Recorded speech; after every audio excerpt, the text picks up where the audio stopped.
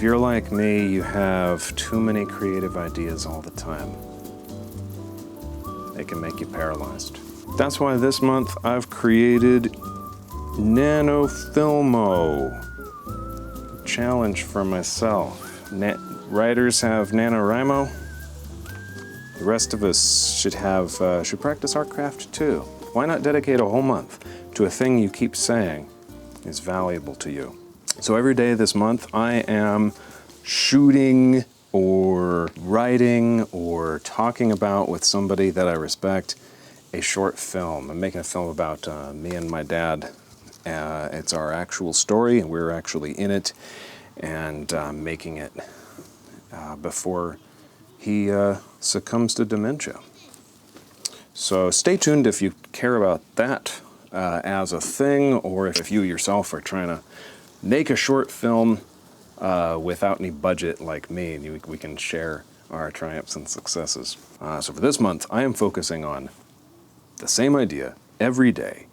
I already knew this was my most important idea, but this month I am focusing. And in filmmaking, focus is measured in something called f-stop, which basically just means how thick of a part of the set can be in focus at a time. And before it was about all four of these people, but now it's about Jordy. Jordy, you seem perturbed. Yeah, it's just being used as a one-off in a cutaway in a larger point. It's kind of hard to take, you know? I do not. Is that also part of the human experience? I don't know, Data, we're plastic. Creativity is about dialing down, narrowing in, on working on one thing that you value more than other things. But wait, isn't creativity just when we express what's inside? It's too dark over here. But wait, isn't creativity when we just express what's inside of ourselves? Not really. So at first I had no idea what I was going to do for this first November video. I started off trying to make this really zen cinematic piece.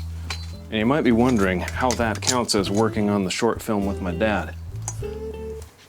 Well, I'll tell you.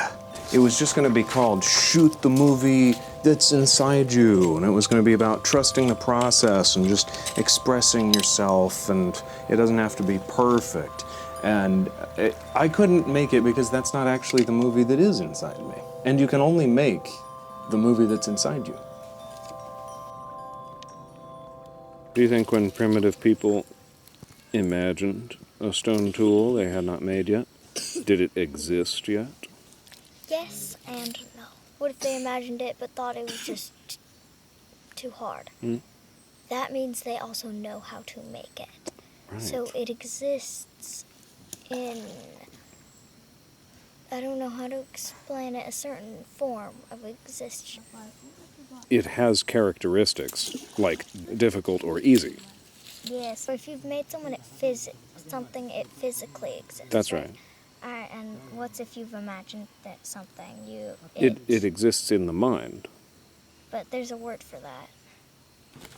And you can see the rest of that on my channel, but the point here is I thought making cinematic art, and this applies to any kind of art that you make, I thought making art of whatever I happened to be doing would give me the energy and flexibility to work on my main project, but it just left me frustrated by how non-artistic it turned out. But it did create something valuable, which helped me come up with a better definition of creativity and a more organized creative process.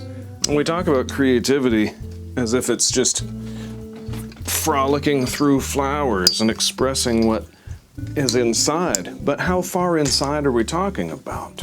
Emotions that are really close to the surface that change too quickly for you to ever express what's really underneath. Unrestricted frolicking is really just ADD. You frolic through the flowers long enough, you're going to leave behind you a graveyard of abandoned projects, all forgotten as soon as you found the new, more interesting thing. But at the same time, working on one thing and one thing only would be neurosis. Mozart had a social life, Beethoven didn't. So how do you get forward movement on your project without becoming Beethoven? So here's the real process that's working for me, is to Understand your goal. That you are a professional filmmaker or whatever, and you make filmmaking decisions every day, whether you've got that creative spark or not, whether there are flowers to frolic through or not. This is your job. It's your job to frolic even when there aren't any flowers, and the flowers will come. How's that metaphor? Frolic until you find the flowers. The flower, you don't have to wait for the flowers. They will spring up in your footprints. Because creativity isn't a feeling, it's a craft. So that being said, how do you organize all of those many ideas that are filling your head is I think it's an A, B, C. C-level projects are things to just get them out there, put them down because they are there. They don't have to be important. This part is the most frolicky. You just get it out there, and maybe it turns into something valuable later.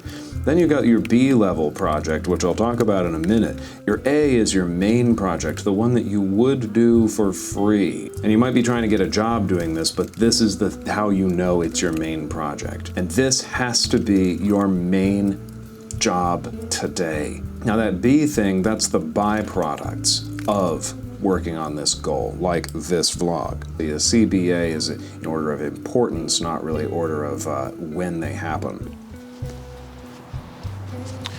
So this has been a B piece, the camping video has been a B piece, and they both did help me practice filmmaking on a daily basis, but it's only valuable because I'm differentiating them from the A piece. Make sure that A project is getting the A slice of attention. Well-lit He-Man in there is part of my A video. He's a third character in my film along with me and my dad, so if you want to see how that film is going or if this inspires you to work on your A piece, go ahead and subscribe, watch the rest of my challenge, and maybe even get some life advice from He-Man.